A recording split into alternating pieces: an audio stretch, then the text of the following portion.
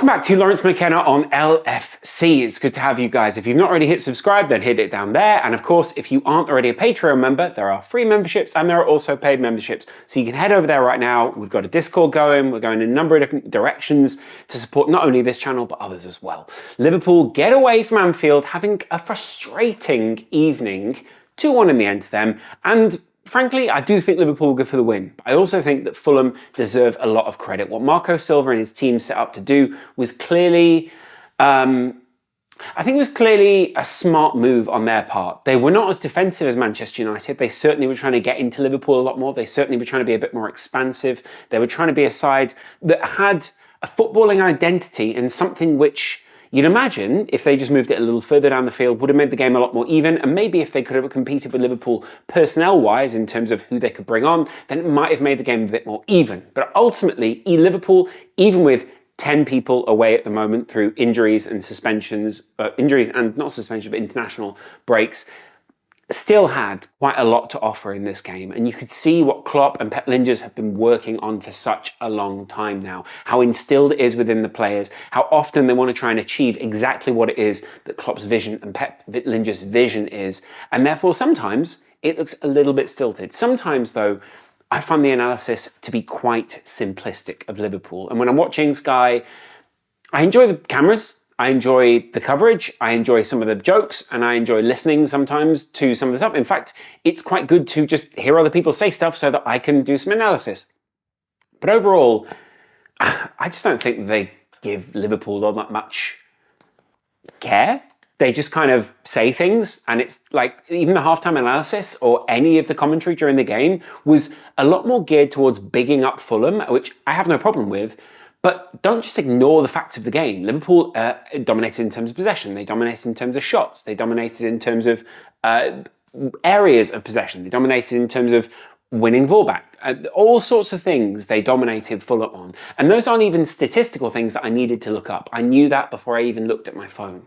What I knew was that this side was playing like a 2-5-3, where it was basically Konate and Van Dijk sitting at the back. Very often you'd see Conor Bradley, who we will get to in a second, and Joe Gomez, not inverting, but kind of wandering around and into the midfield area to give Liverpool that numerical supremacy.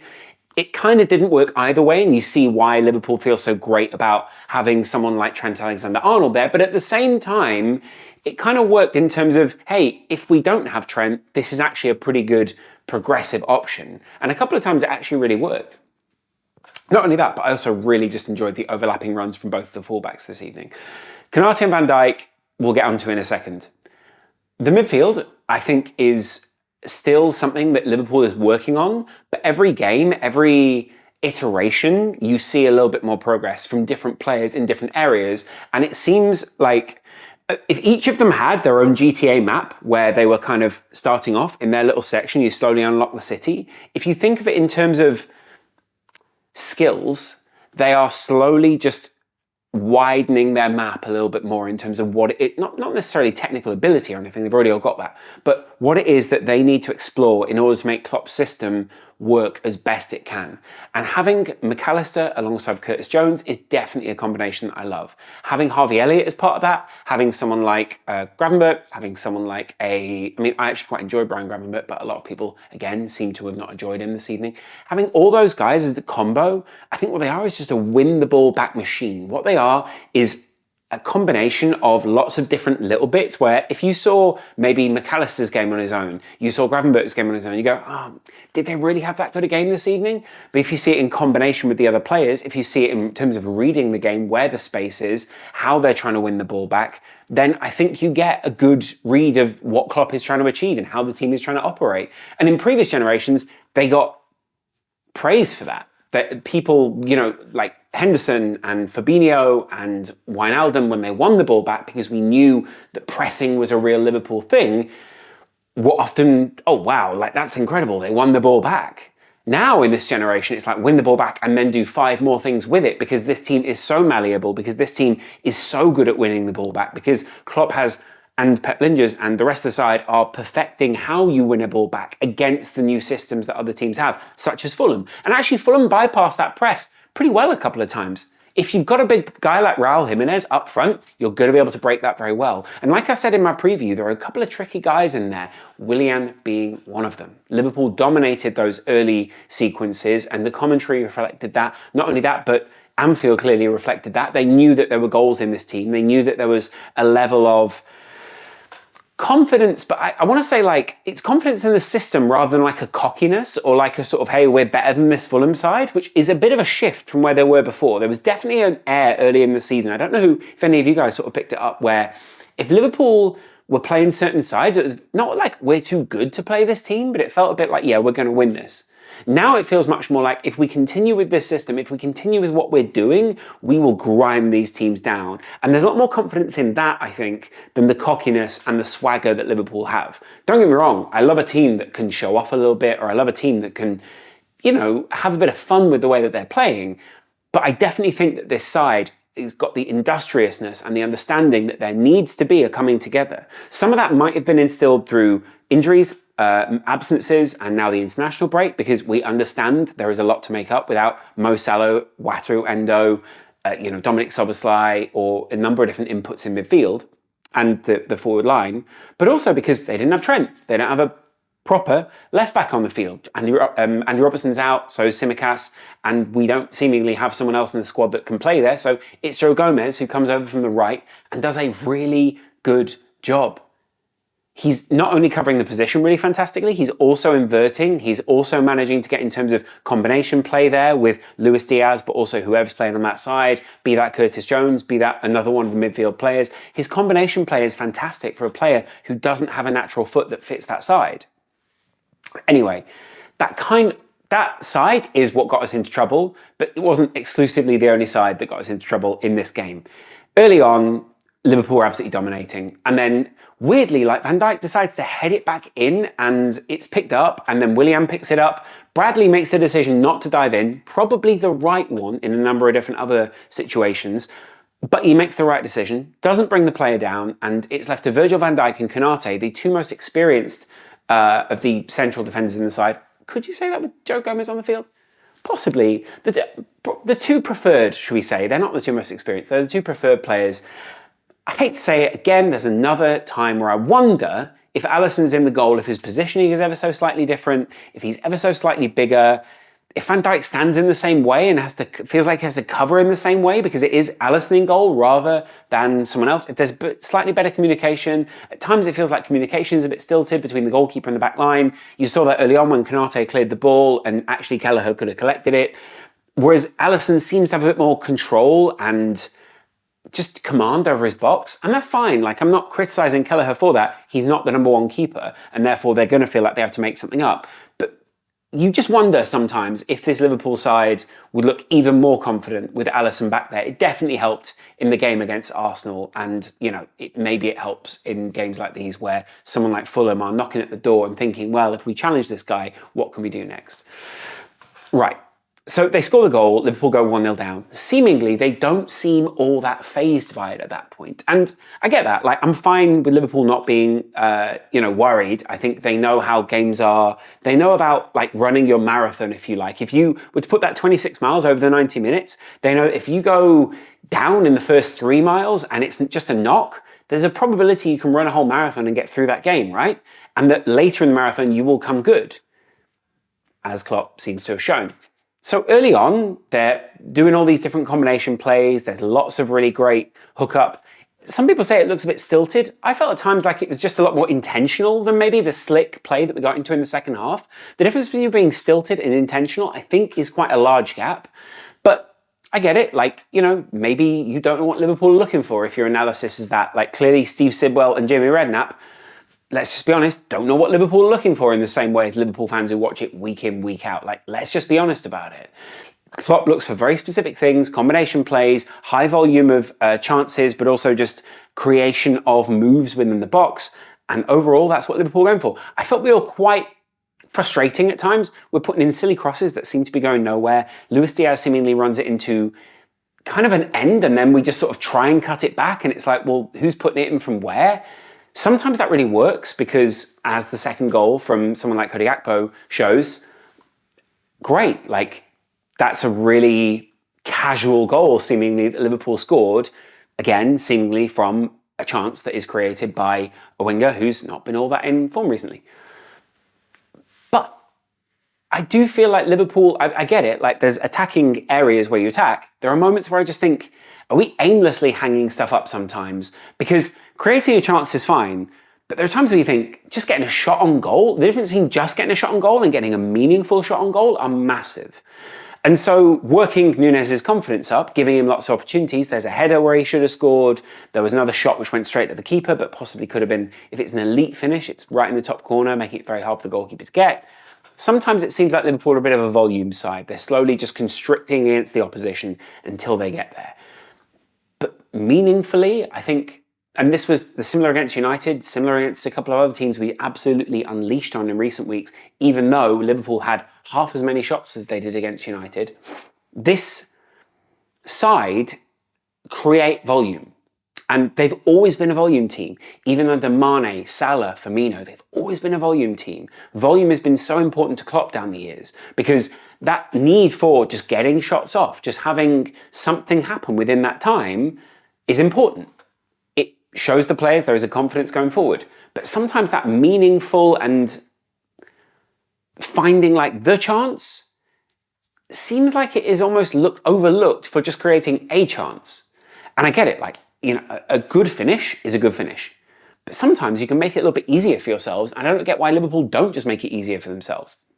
Anyway, we get back on level terms, and I think both the goals this evening were not fortunate, but like forced from Liverpool. The first one is Curtis Jones. Obviously, there's a deflection. Again, the commentary sort of frustrates me, where I'm like, why are you saying it's unfortunate for Fulham? Is it not unfortunate for Liverpool? The ball goes through Virgil van Dijk's legs. Is it not unfortunate it falls to another? Like, there's a series of fortunate and unfortunate things happen. Maybe you can call, you know, Willian's piece of skill in creating the chance less fortunate because he's created the chance than a deflection. But Liverpool were forcing the point at that. Like, really forcing the point then. They were all over Fulham, and Fulham just couldn't keep up with Liverpool. They had no way to push that tide back. They had no way to get out of it. And even when they were breaking on Liverpool, Liverpool seemingly just ignored the fact they'd just been broken on and just went back to what they were doing before. Obviously, it means that Konate or Van Dijk or whoever it is who's, you know, around the back is, you know, slightly more careful. But even then, the formation just goes back to it. Liverpool push right up the field. We block the midfield, and there are suddenly loads of strikers on the pitch. Liverpool brought on Nunez and Gakpo, and they took off a midfielder, actually two midfielders, Ryan Gravenberch and Harvey Elliott, and it was just an attacking overload for Liverpool. It was very much a flex from Klopp. It was very much, watch this high combination of really good, I want to say flexible players, but they're more than flexible. Cody Gakpo came on and played right, played middle, played left. Like, he was all over the place. And if you look at his heat map, it was really impressive. He put in a great cross for Nunez at some point. He finished off his own opportunity. This is a guy who, with Salah away, is going to be so key to being able to shift between lots of different places. And in-game, not having to make a sub and having someone who can shift all over, drag defenders from one end of the pitch to the other, is so key. I can't state how much I like Cody Gakpo and how much other teams probably want Cody Gakpo. I look at Arsenal, I think, what could you do with him? I look at United, I think, what could you do with him? I look at Chelsea, I think, what could you ruin him with? The point being, I think that this side is growing in confidence from games like this. The Arsenal game, it was vital that we followed up with at least a positive result against Fulham. We kind of got away with it tonight. Of course, there's a second leg. I'm not saying that Fulham are out of it. I think by all means, Fulham are very much still in the game. There was chances later for Raul Jimenez. There were chances where they could have got the ball across the face of goal and just put it into an empty net. I get that. Fulham actually played really well this evening. The way Marco Silva set them up was perfect to play against Liverpool. And actually, clearly they knew how to open Liverpool up. But the point is, this Liverpool side is still highly capable. Without Trent in the team, without Salah in the team, without a whole right side that we're used to having, it was basically, as much as I want to say a solid performance, it was a very assured performance from Liverpool, and one where they're clearly creating relationships out on the field and finding those combination plays. I love it. Is there anyone that I've missed in there? I feel like Conor Bradley deserves a special shout out, but I kind of want to just make sure I've covered everyone. McAllister looked tired by the end of the game. Curtis Jones clearly had I mean, I think Curtis Jones is getting better and better at forcing the issue for Liverpool. I think he's really good at winning it back. There was this touch in the box that he had where he just touched it out to the edge of the box as a defensive move, and the player just couldn't keep up with him. They just had to like put their arm around his waist and just hope that he fell. And I love, again, that combination of Curtis Jones and just marauding forward. And McAllister's a great complement to that. They're both really good at carrying the ball and moving it forward. And again, I think that Ryan Gravenberch is coming into his own, but I still think he's not quite found where he's at Liverpool yet. I think he's really good at winning it back. He's really good at combination play. He's really good at being like a body that blocks things. But he hasn't quite found that like groove yet where it's like, wow, this guy is really picking up here. Done well in the Europa League. Got a little shot away tonight. Arguably should have scored to put Liverpool level. Yeah, but not level at that point. Yeah, of course not. They haven't had this up. So there's that too. Like, the combination midfielders, tricky to find. But overall, Liverpool played a front line tonight, which started with Jota in the middle, Diaz on the left, Elliott on the right, and they were just wave after wave after wave. Sometimes Elliott's dropping a little bit deeper. Sometimes Jota's dropping a little bit deeper. Sometimes Diaz is dropping. Like, there is a clear understanding as to where each of these Liverpool players need to be. And if I show you the average positions, like, is that going to zoom? I don't know what that's going to do. I don't think it is. Yeah, you can kind of see that though, right? Yeah, look, that's the average positions. Should have done it as a graphic. Could still do it as a graphic. It might have appeared, it might not. Anyway, the point being, if you look at that front three, it's really well balanced. If you look at the balance of the side, Kevin Kelleher is out of his own box. Whereas Fulham, a lot deeper, had to play that way. Now, one thing I want to finish this video on is, obviously we keep talking, the difference between Fulham and Manchester United is huge. Fulham ventured something in this game. Fulham actually tried to go, not punch for punch, but at least moment for moment with Liverpool. They definitely made it much more difficult for Liverpool than Manchester United did. And though they lost the game, I still think there's an understanding that going back for that second leg, it's going to be very difficult at Craven Cottage. Liverpool have now 11 days off until the next game. A bit of warm weather training, a little bit of, hey, take a bit of a break here, a bit of recovery for a couple of players, a bit of, let's just see what this Liverpool team are capable of, and then come back, game against Bournemouth, game against Fulham, and then big games, Chelsea, Arsenal. I think immediately after that, there's like a Newcastle game or something like that. What have we got next for Liverpool? Let me just go for these matches. Yeah, so there's Bournemouth, Fulham, that's Burnley after that, Brentford, Luton, Forest. So there's a couple of difficult games and then a run of games where Liverpool could trip up. Still difficult games, but I mean, there's different tripping hazards in there. Let me know what you think of Liverpool's run of games, how well we can sort of get through this period. And also, I do think we sort of need a little bit of time just to give a little bit more understanding for maybe if Bradley needs to play again, if, I think Joe Gomez looks very assured at left back weirdly. Like he's almost playing that kind of Pep Guardiola type centre-back steps out kind of thing, and I kind of love it. I love his confidence. I can't stop like saying I love Joe Gomez. And then, of course, still looking for that goal for Joe Gomez. It is coming. I love how everyone at Anfield encourages him to shoot anytime he gets anywhere near the box. I think it's absolutely fantastic. I just think the players need a little bit of recovery time, a bit of time to gel together without Salah, Endo, all those kind of guys. It is coming. It's good for us. Stick around on the channel. If you've not already hit the Patreon, hit that Patreon there. There is a Discord that's attached to it. I'm trying to work out how people get onto it. It sort of works, sort of doesn't. And yeah, I would love if anyone out there wants to donate or be part of the channel. Really helps me to create more content. And with advertisers not really being a thing at the moment because we're not quite at like 200k where some of the other guys are. It would just be good to start a little community. And if people want to help and contribute, it's the same as buying a coffee once a month. I really appreciate that. At the same time, it then also puts a basis of something down that I can then create more videos from. Appreciate you guys as always. I will chat to you in a little while. Much love.